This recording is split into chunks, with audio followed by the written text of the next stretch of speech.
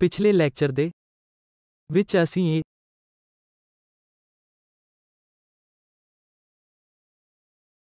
ਪਰਿਭਾਸ਼ਿਤ ਕੀਤਾ ਕਿ ਬਲੈਕ ਬੋਡੀ ਦੀ ਸਫੈਰੀਕਲ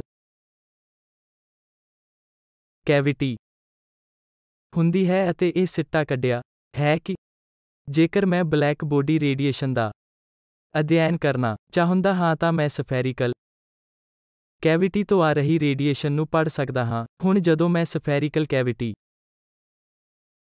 ਲੈਂਦਾ ਹਾਂ ਮੈਂ ਐਨਰਜੀ ਡੈਂਸਿਟੀ ਨਾਮਕ ਕੁਝ ਪਰਿਭਾਸ਼ਿਤ ਕਰਦਾ ਹਾਂ ਜੋ ਕਿ ਕੈਵਿਟੀ ਦੇ ਵਿੱਚ U ਹੈ। ਅਤੇ ਜਦੋਂ ਮੈਂ ਐਨਰਜੀ ਡੈਂਸਿਟੀ ਕਹਿੰਦਾ ਹਾਂ ਤਾਂ ਮੇਰਾ ਮਤਲਬ ਹੈ ਕਿ U ਕੈਵਿਟੀ ਦੇ ਵਿੱਚ ਰੇਡੀਏਸ਼ਨ ਦੀ ਐਨਰਜੀ ਡੈਂਸਿਟੀ ਹੈ। ਇਹ ਰੇਡੀਏਸ਼ਨ ਕਿੱਥੋਂ ਆਉਂਦੀ ਹੈ ਤਾਂ ਇਹ ਦੇਖਿਆ ਜਾਂਦਾ ਹੈ ਕਿ ਜੇਕਰ ਬੋਡੀ ਨੂੰ ਤਾਪਮਾਨ T ਤੱਕ ਗਰਮ ਕੀਤਾ ਜਾਂਦਾ ਹੈ ਤਾਂ ਇਹ ਕੈਵਿਟੀ ਨੂੰ ਰੇਡੀਏਸ਼ਨ ਦੇ ਨਾਲ ਭਰ ਦਿੰਦੀ ਹੈ। ਜਿਸ ਤਰ੍ਹਾਂ ਤੁਸੀਂ ਪਿਛਲੇ ਲੈਕਚਰ ਵਿੱਚ ਕੋਲੇ ਦੇ ਉਦਾਹਰਣ ਵਿੱਚ ਦੇਖਿਆ ਕਿ ਜਦੋਂ ਮੈਂ ਇਸ ਕੋਲੇ ਨੂੰ ਜਲਾਉਂਦਾ ਹਾਂ ਤਾਂ ਇੱਕ ਕੈਵਿਟੀ ਹੁੰਦੀ ਹੈ ਜਿੱਥੋਂ ਤੁਸੀਂ ਲਾਲ ਰੌਸ਼ਨੀ ਬਾਹਰ ਆਉਂਦੀ ਦੇਖਦੇ ਹੋ। ਇਸ ਲਈ ਤਾਪਮਾਨ ਦੇ ਨਾਲ ਇਹ ਰੇਡੀਏਸ਼ਨ ਜਨਰੇਟ ਹੁੰਦੀ ਹੈ, ਠੀਕ ਹੈ, ਅਤੇ ਫਿਰ ਇਹ ਰੇਡੀਏਸ਼ਨ ਸਾਰੀ ਰੇਡੀਏਸ਼ਨ ਦੇ ਨਾਲ ਭਰ ਜਾਂਦੀ ਹੈ ਅਤੇ ਜੇਕਰ ਮੈਂ ਕੈਵਿਟੀ ਦੇ ਵਿੱਚ ਛੋਟਾ ਜਿਹਾ ਛੇਕ ਕਰਦਾ ਹਾਂ ਤਾਂ ਇਸ ਤੋਂ ਬਾਹਰ ਰੇਡੀਏਸ਼ਨ ਆਉਣੀ ਸ਼ੁਰੂ ਹੁੰਦੀ ਹੈ ਅਤੇ ਇਹ ਉਹ ਰੇਡੀਏਸ਼ਨ ਹੈ ਜਿਸ ਬਾਰੇ ਅਸੀਂ ਅਧਿਐਨ ਕਰਦੇ ਹਾਂ। ਤਾਂ ਅਗਲਾ ਪ੍ਰਸ਼ਨ ਜੋ ਮੈਂ ਪੁੱਛਦਾ ਹਾਂ ਉਹ ਹੈ ਕਿ U ਅਤੇ ਕੈਵਿਟੀ ਦੀ ਐਮਿਸਿਵ ਪਾਵਰ ਦੇ ਵਿੱਚ ਕੀ ਰਿਲੇਸ਼ਨ ਹੈ। ਮੈਂ ਇਹ ਕਿਉਂ ਕਰ ਰਿਹਾ ਹਾਂ ਉਹ ਹੈ ਕਿ ਇਹ ਹੌਲੀ-ਹੌਲੀ ਐਮਿਸਿਵ ਪਾਵਰ ਨੂੰ ਨਿਰਮਿਤ ਕਰੇਗਾ ਜੋ ਕਿ U ਤੇ ਡਿਪੈਂਡ ਹੈ ਅਤੇ ਅੰਤ ਵਿੱਚ ਅਸੀਂ ਇਹ ਪੜ੍ਹਾਂਗੇ ਕਿ U ਬਾਰੇ ਜਾਣਨਾ ਐਮਿਸਿਵ ਪਾਵਰ ਦਾ ਅਧਿਐਨ ਕਰਨ ਜਿੰਨਾ ਵਧੀਆ ਹੈ ਜੇਕਰ ਅਸੀਂ ਕੈਵਿਟੀ ਤੋਂ ਆ ਰਹੀ ਰੇਡੀਏਸ਼ਨ ਨੂੰ ਸਮਝਣਾ ਚਾਹੁੰਦੇ ਹਾਂ ਅਤੇ U ਓਸੀਲੇਟਰਸ ਦੇ ਨਾਲ ਸੰਬੰਧਿਤ ਹੋਵੇਗਾ ਜੋ ਕਿ ਕੈਵਿਟੀ ਦੇ ਅੰਦਰ ਊਰਜਾ ਨੂੰ ਇਮਿਟ ਕਰ ਰਿਹਾ ਹੈ। ਇਸ ਲਈ ਅਸੀਂ ਇਹਨਾਂ ਸਾਰੀਆਂ ਕੁਆਂਟੀਟੀਜ਼ ਨੂੰ ਰਿਲੇਟ ਕਰਨਾ ਚਾਹੁੰਦੇ ਹਾਂ। ਇਸ ਲਈ ਅਸੀਂ ਇਹ ਰਿਲੇਸ਼ਨਸ਼ਿਪ ਪਤਾ ਕਰਦੇ ਹਾਂ। ਤਾਂ ਇਸ ਲਈ ਮੈਂ ਇਹ ਕਰਦਾ ਹਾਂ ਕਿ ਮੈਂ ਇਹ ਕੈਵਿਟੀ ਲੈਂਦਾ ਹਾਂ ਅਤੇ ਇਸ ਛੇਕ ਦਾ ਇੱਕ ਏਰੀਆ A ਹੁੰਦਾ ਹੈ ਅਤੇ ਇਹ ਕੰਸੀਡਰ ਕਰੋ ਕਿ ਕਿੰਨੀ ਰੇਡੀਏਸ਼ਨ ਬਾਹਰ ਆਉਂਦੀ ਹੈ। ਤਾਂ ਆਓ ਏਰੀਆ ਦੇ ਪਰਪੈਂਡੀਕਿਊਲਰ ਦੇ ਲਈ ਇੱਕ ਐਂਗਲ ਥੀਟਾ ਨੂੰ ਦੇਖਦੇ ਹਾਂ। ਇੱਕ angle theta into solid angle d omega ਦੇਖੋ ਅਤੇ ਦੇਖੋ ਕਿ ਮੈਂ ਕਿੰਨੀ ਰੇਡੀਏਸ਼ਨ ਕਲੈਕਟ ਕਰਦਾ ਹਾਂ। ਇਸ ਲਈ ਮੈਨੂੰ ਇਸ ਨੂੰ ਹੌਲੀ-ਹੌਲੀ ਬਣਾਉਣ ਦਿਓ। ਇਸ ਲਈ ਮੈਂ ਦੁਬਾਰਾ ਇਹ ਤਸਵੀਰ ਬਣਾਵਾਂਗਾ। ਇਹ ਕੈਵਿਟੀ ਹੈ ਅਤੇ ਮੈਂ ਸੋਲਿਡ ਐਂਗਲ ਨੂੰ ਦੇਖ ਰਿਹਾ ਹਾਂ। ਜੇਕਰ ਮੈਂ ਡਿਸਟੈਂਸ r ਨੂੰ ਦੇਖਦਾ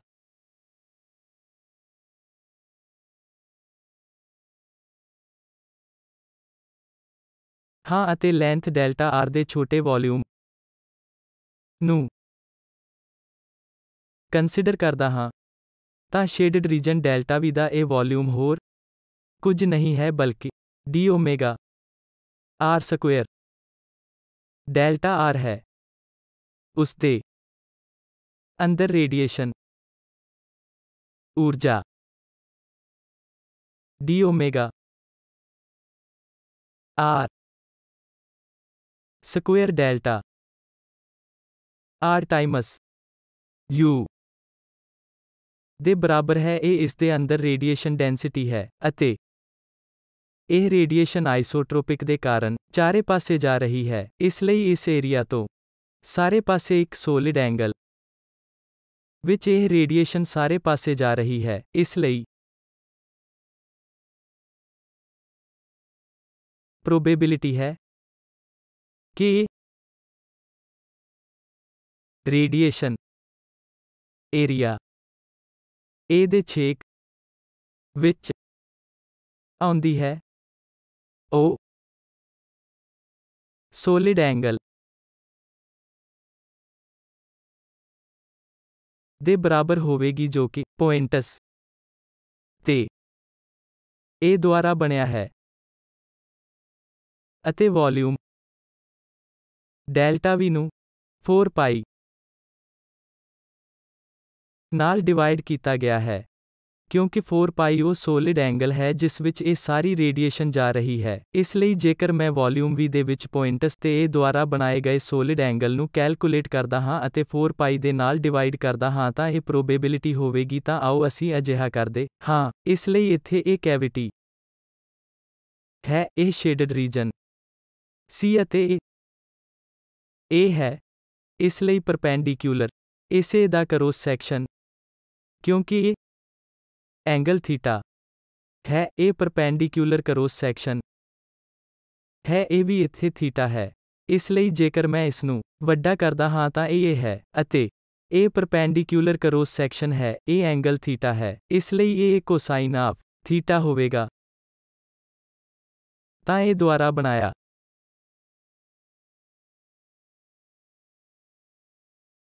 ਗਿਆ solid angle A cosine of theta over R square ਹੋਵੇਗਾ।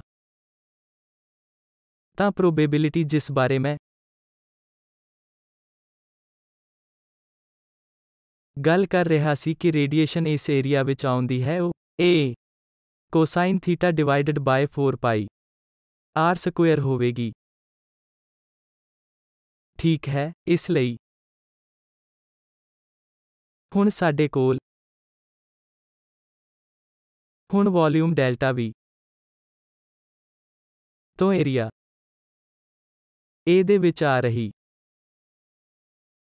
ਰੇਡੀਏਸ਼ਨ ਦੀ ਮਾਤਰਾ ਹੈ ਜੋ ਕਿ probability A cosine theta divided by 4 pi R square times radiation ਜੋ ਕਿ ਉੱਥੇ ਮੌਜੂਦ ਹੈ ਜੋ ਕਿ ਬਾਹਰ ਨਿਕਲ ਰਹੀ ਹੈ ਅਤੇ ਉੱਥੇ ਮੌਜੂਦ ਰੇਡੀਏਸ਼ਨ ਦੀ ਮਾਤਰਾ ਹੋਰ ਕੁਝ ਨਹੀਂ ਹੈ ਬਲਕਿ d omega R square delta R U ਹੈ। ਮੈਂ ਇਸ R ਸਕੁਏਅਰ ਨੂੰ ਕੈਂਸਲ ਕਰਨ ਲੱਗਾ ਹਾਂ। ਠੀਕ ਹੈ, ਤਾਂ A over A U over 4 pi cosine theta omega delta R ਹੁੰਦਾ ਹੈ। ਠੀਕ ਹੈ, ਤਾਂ ਹੁਣ time delta T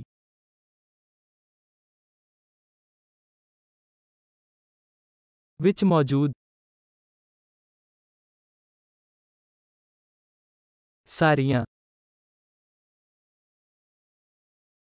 radiation delta R equal C delta T area A ਤੋਂ ਡਿਸਟੈਂਸ C ਤੱਕ ਡੈਲਟਾ T ਏਰੀਆ A ਤੱਕ ਆਉਂਦਾ ਹੈ। ਇਸ ਲਈ ਟਾਈਮ ਡੈਲਟਾ T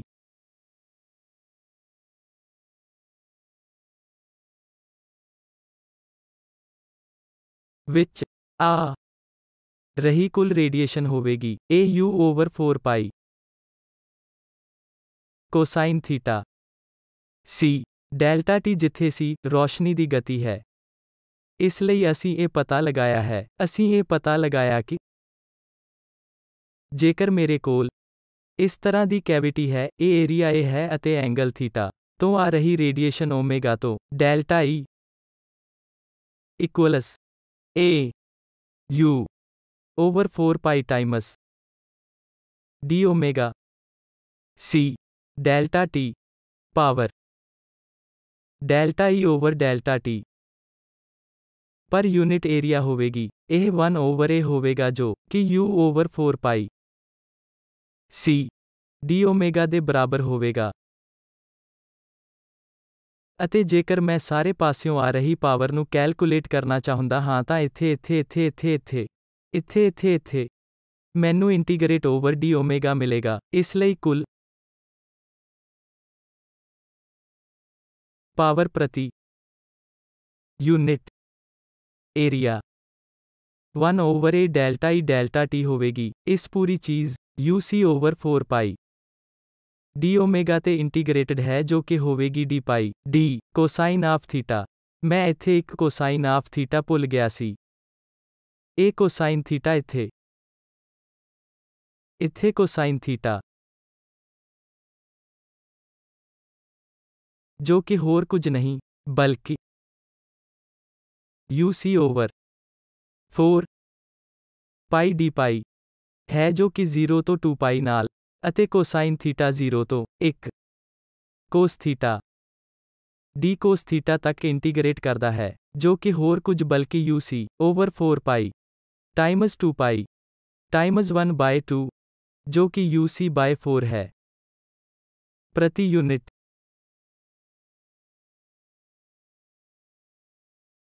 ਏਰੀਆ ਤੋਂ ਆ ਰਹੀ ਕੁੱਲ ਪਾਵਰ ਹੋਰ ਕੁਝ ਨਹੀਂ ਬਲਕਿ ਇੰਟੈਂਸਿਟੀ ਹੈ ਅਤੇ ਇਹ ਐਮਿਸਿਵ ਪਾਵਰ ਦੇ ਬਰਾਬਰ ਵੀ ਹੈ ਅਤੇ ਮੈਂ ਇਸ ਨੂੰ ਕੈਵਿਟੀ E ਦੇ ਰੂਪ ਵਿੱਚ ਲਿਖ ਸਕਦਾ ਹਾਂ ਕਿਉਂਕਿ ਇਹ ਇੱਕ ਬਲੈਕ ਬੋਡੀ ਦੀ ਐਮਿਸਿਵ ਪਾਵਰ ਹੈ। ਇਸ ਲਈ, ਅਸੀਂ ਇਹ ਸਿੱਟਾ ਕੱਢਦੇ ਹਾਂ ਕਿ ਇੱਕ ਬਲੈਕ ਬੋਡੀ ਦੇ ਲਈ ਜੋ ਕਿ ਕੈਵਿਟੀ ਦੁਆਰਾ ਦਰਸਾਈ ਗਈ ਹੈ ਪ੍ਰਤੀ ਯੂਨਿਟ ਟਾਈਮ ਏਰੀਆ ਦੀ ਐਮਿਸਿਵ ਪਾਵਰ UC ਬਾਏ 4